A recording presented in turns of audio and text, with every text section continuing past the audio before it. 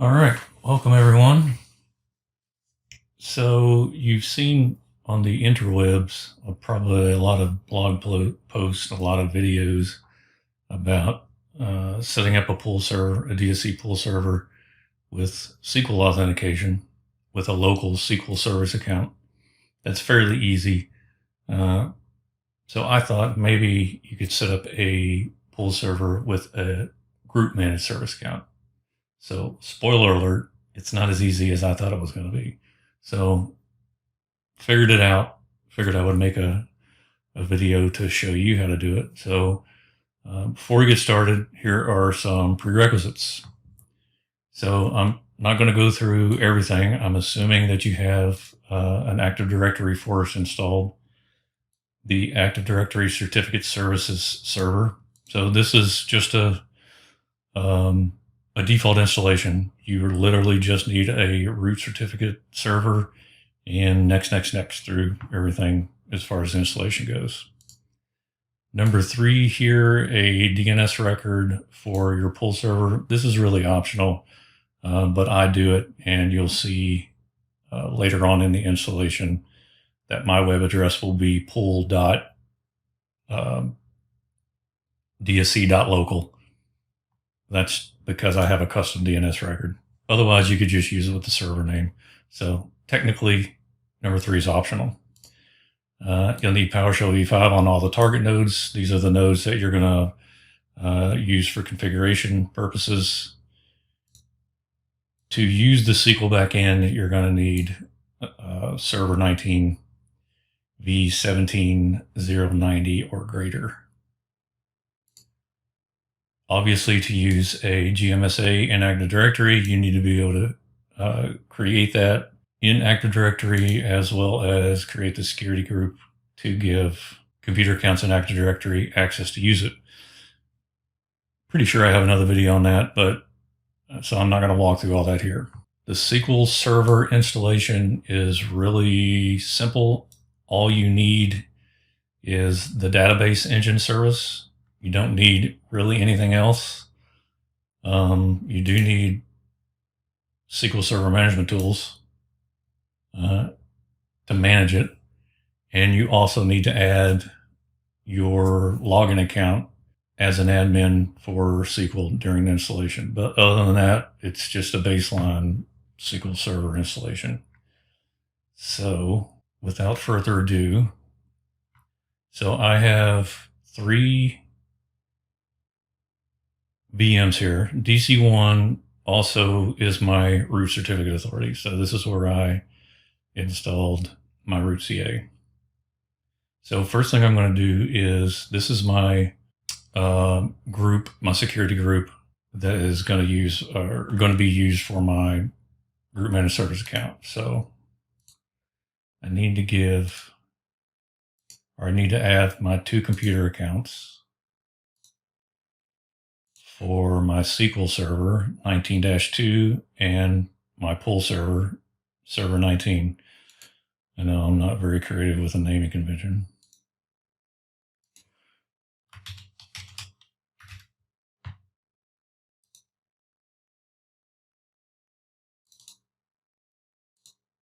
I guess I need to type this in here. And no, I can't type without looking at the keyboard. I've been in this business for 25 years and I still have to look at the keyboard to type. So sue me. All right, so that's the first piece of the group managed service account. One note, I've already created it in Active Directory, so there it is. Now, next piece of that is I need to add the group managed service account to my other servers so they can use it. So let's come over here to, and I think I already did it on this one when I was testing, but we'll do it again.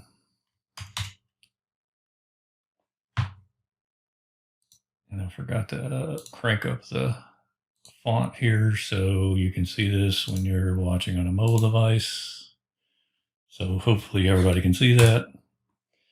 Just run install AD service count with the identity of your gMSA, and then test it. Make sure you get true. You should be good to go at that point. And I'm just looking to make sure I don't miss anything, because I've done this 3 or 4 times and I usually miss something. All right, while I'm here, you know what? Let me just do this so I don't get screwed up here. Let's come over here to the pull server, add the gMSA over here.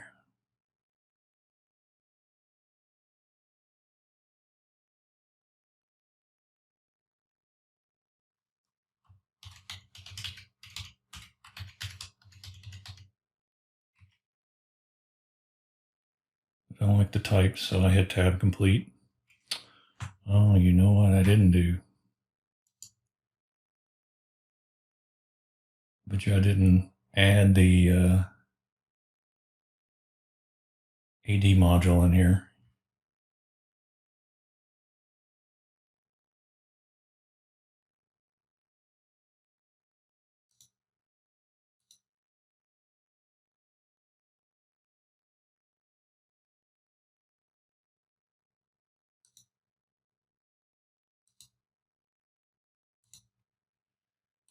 These only have like 2 gigs of memory, so they're not all that fast.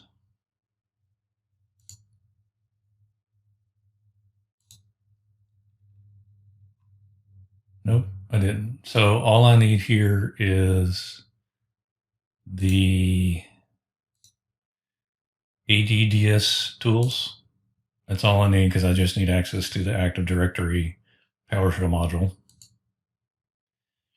And with the power of editing, we will... That was quick. Okay, now the module's installed. Now I bet this works better.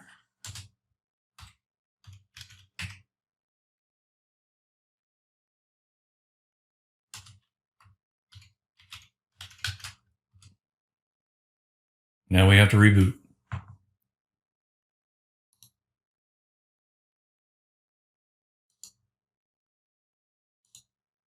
So that reboot was not because we tried to add, or not because we added the AD module. It was because I added the machine account to that AD group on the domain controller and then needed to reboot. So just FYI.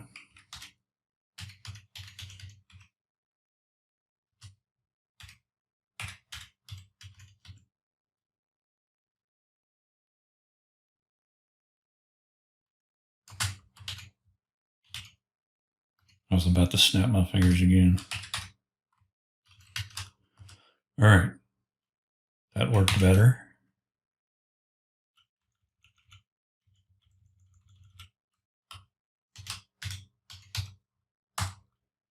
Okay, gMSA done. Let's go back to SQL. Now I need to give that gMSA the ability to log into SQL and create and access a database. So I go in here. I'm already logged into SQL Server Management Studio, obviously. So this is assuming that the SQL installation is done. I'm going down here to logins, new login. I'm going to go to search. I need to change to my domain. Now I need to change the object type service accounts and SQL DSC. Check name, good to go there.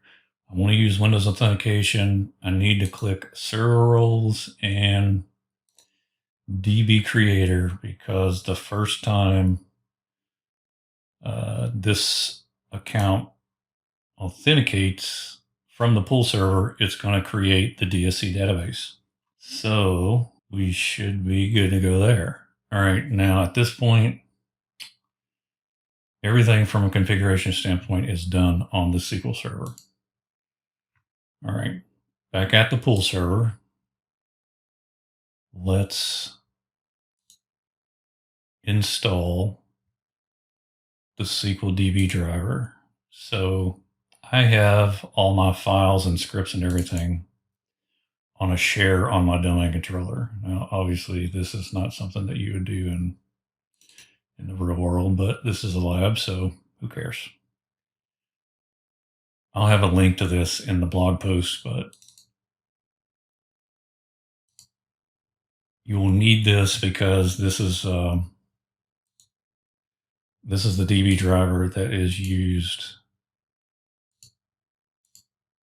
in the connection string of the pull server configuration. So that piece is good. Check. What else do we need? The pull server will also need access to a couple of DSC resources that are not installed by default, because this is just a default Windows 19 installation. So I need to install a couple modules from the DSC gallery, or a PowerShell gallery. XPS. See if I can type this right the first time.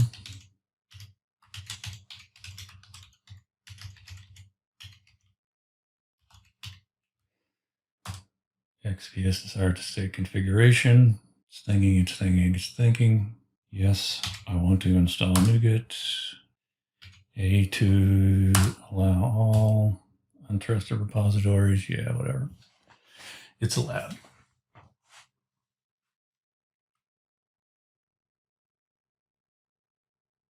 All right, we got that resource. We'll clear the screen. There's one more we have to install. It's called X Web Administration. It helps me to talk it out as I'm typing it. Yes.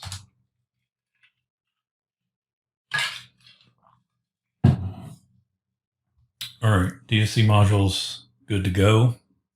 All right, one thing I want to show you, just in case you run across it. Let's look at the configuration real quick. Actually, that's the next step anyway. Oh, no, it isn't. Crank up the font size.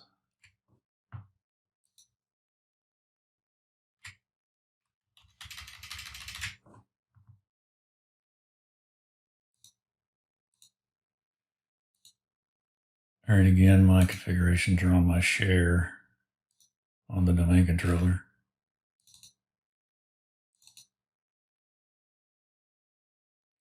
All right, so if you were to skip that step, installing PSX or XPS desired state configuration and X web administration, when you open this configuration, you're going to see some red squiggly lines right here and right here. It's basically the ISE telling you, hey, we don't have access to this, to either one of these resources. So if you see red squigglies, you've missed the previous step, just an FYI. All right, at this point, now we're going to install IIS. So IIS, you can install a variety of different ways. I'm just going to do it via the GUI to show you that it's just a default installation. You could obviously do this with PowerShell as well. So whichever, tomato, tomato.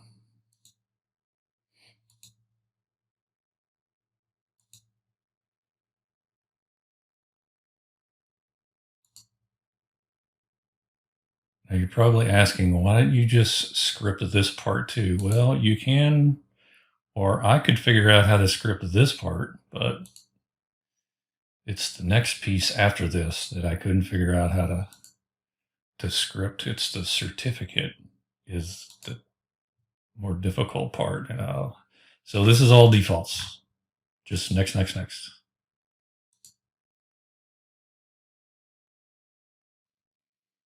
So we're going to let that install, and then I'm going to reboot just to make sure. And we're rebooted. So let's open up our configuration again. And we need to open up IIS Manager. Next piece of this is requesting a domain certificate. So we want to use HTTPS, right? So we need to get a certificate for IS.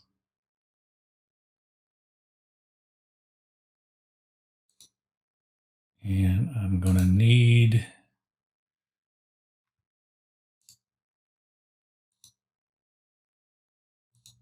the IS manager. Remember, we haven't configured any of this yet. This is just a baseline IIS install with all the defaults. Going to click on the server here, go to server certificates, and create a domain certificate.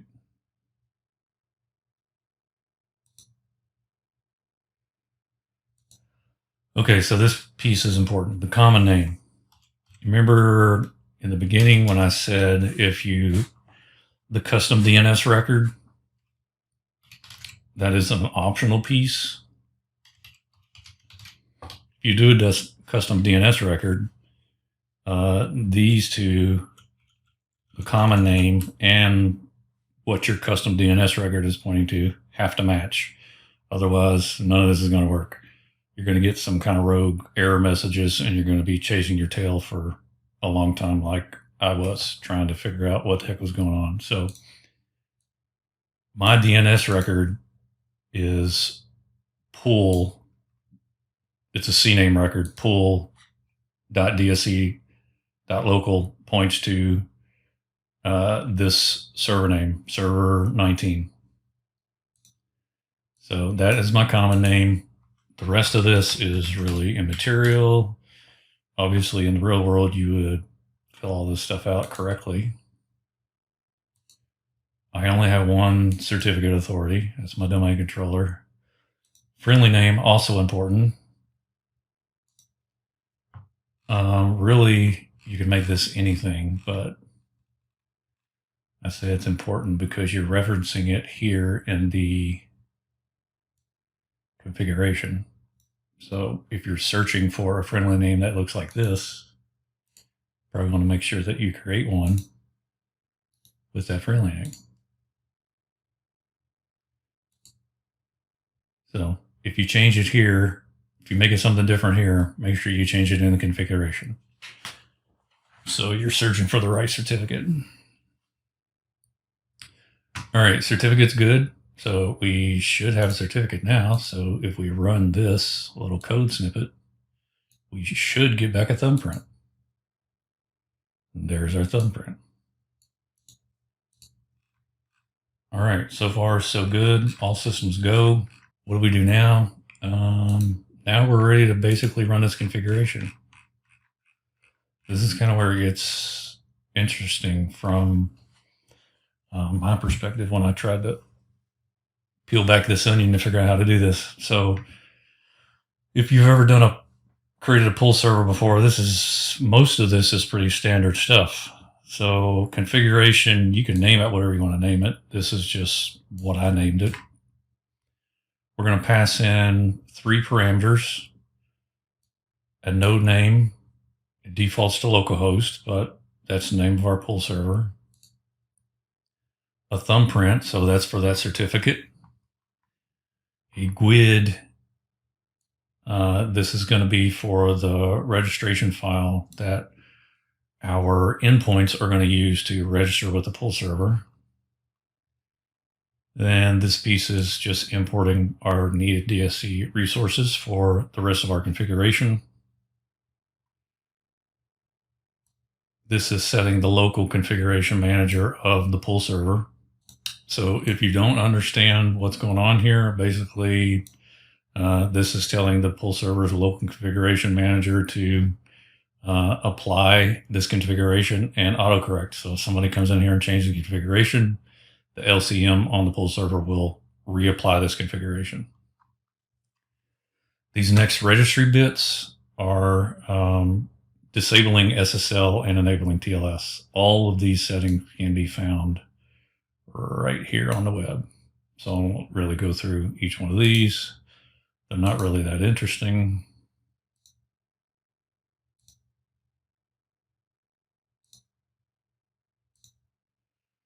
Okay, the next piece here, this is just simply using the Windows feature resource to install DSC.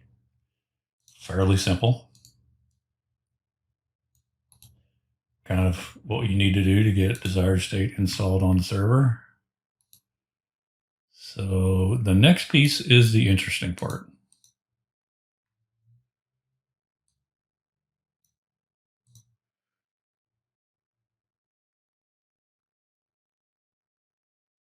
All right, the password. So if you know anything about group managed service accounts, they don't use a traditional password. When you set them up on services or application pools or whatever, you don't set them up with a password. You use this syntax, the domain / service account name $, and then the password field is grayed out, so you don't actually enter a password. So you're probably asking yourself, well, why the heck are you creating a password with a full credential object and setting it on an application pool here? Well, that's exactly what I thought too. And essentially, you're doing that to get the configuration to compile. You're not actually setting a password on this gMSA. And I will demonstrate that as such here. So if we look at this group managed service account that's already in Active Directory, oops.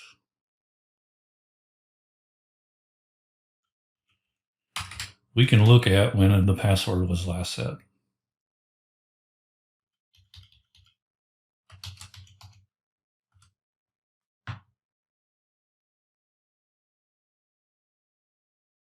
So it was last set on the 24th of February at 4:52.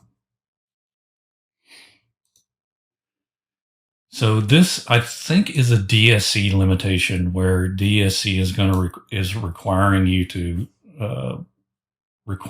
you to pass a full credential object. It doesn't require it doesn't allow you to basically set this to a specific user and then not use a full credential object. It just won't compile the configuration, which sounds a bit weird, but it just won't.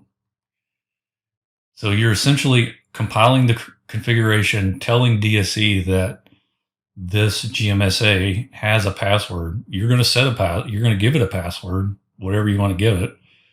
But when you set it on the application pool, Active Directory is going to essentially ignore that password you set and use whatever is in Active Directory. So you're kind of fooling DSC into thinking that something's going on that's not really going on here, essentially. All right, so we'll demonstrate that here in a second. All right, the next piece is your basic web server configuration. So we're going to use port 443. This is where the web server piece of it is going to live in inet pub PS DSC Pull Server. This is where all of our modules that our pull server is going to house for our endpoint nodes are going to live. This is where all of our configuration files are going to live for our endpoints to consume. We obviously want it in a started state. We don't want to accept self-signed certificates. We want to use best practices. This is going to be our application pool name. We're going to use a SQL provider. And this is our SQL connection string. So this is that software that we installed, the SQL DB, a few minutes ago. This is my SQL server. This is going to be the name of the database. And there's some other bits in there about the SQL connection. This is our registration key that our endpoint nodes are going to need to register. So you're going to have to give that with the LCM configuration. And The last piece here is we're going to stop the default website because we're going to create a new default website. This last piece of configuration data here is in order to put credentials in your DSC configuration, you have to have these two bits, allow plain text passwords and allow domain users. So even though we're not necessarily using the password, you still have to put that stuff to allow DSC to do what you wanted to do. So next step is let's just put all this into memory. Actually,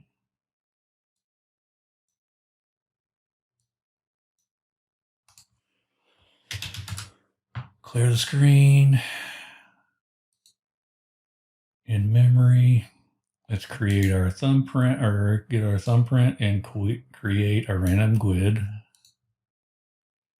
Good to go there. So here we're calling our configuration above, grabbing that configuration data, grabbing our thumbprint, grabbing our GUID. This is where our MOF files are going to be.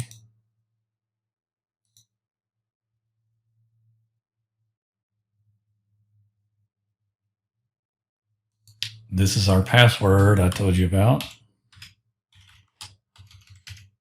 Again, doesn't really matter what you make it. Okay, there are two. This is our LCM config, the meta.mof, and then the MOF file is the actual DSC configuration. Let's set the LCM on the pull server. Good to go there. Let's create or configure the pull server now. So that will need to cook for a second.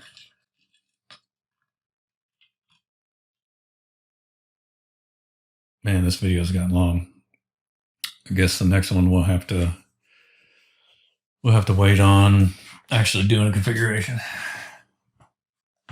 Okay, as that's running, remember, last time this password was set, February 24, 452.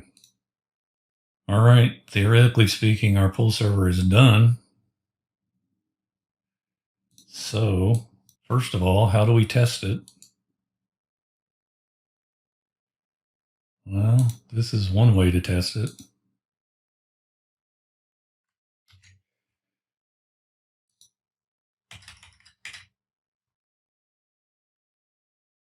For you, this will be different.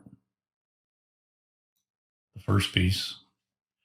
Mine is pull.dsc.local, but this /PSDSC Pull Server.s, it will be the same. Hit go, cross your fingers.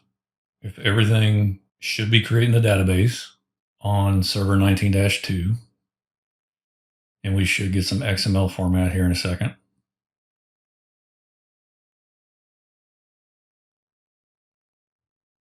Boom.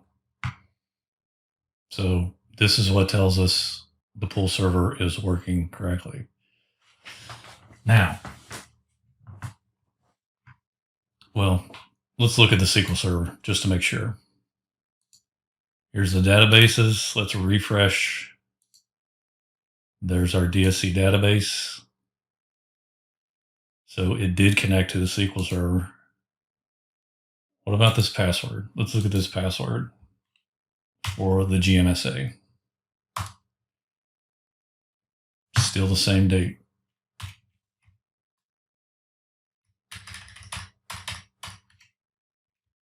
Let's look at all the properties just to make sure, because I'm a paranoid security guy.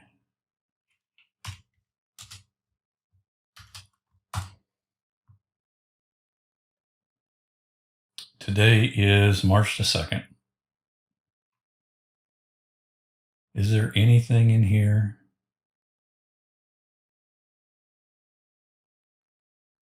that would indicate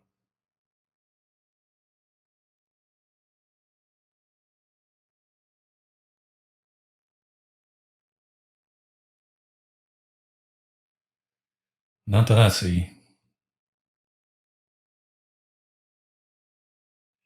everything reads to 2/24 for the modified date because that's the date I actually created it. Password last set. So I don't think my verdict is this thing doesn't use the password you set in the DSC configuration. Now, a couple other things to be aware of. If you go on the pull server and look at your MOF file,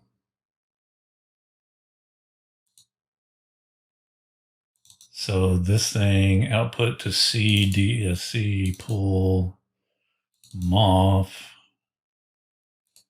We just want to open it with Notepad.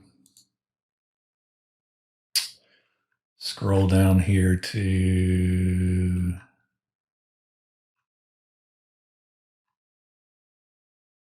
there it is. There's the password that I typed in. So that's kind of bad business. Just delete the MOF file. You don't really need it anymore. What about the current configuration that it's running? Can anybody access that? So where is that current configuration? If I go to C, Windows,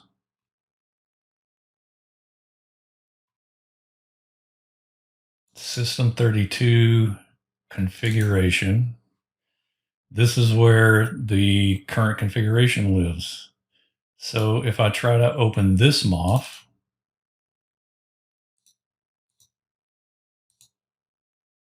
this MOF is encrypted. So,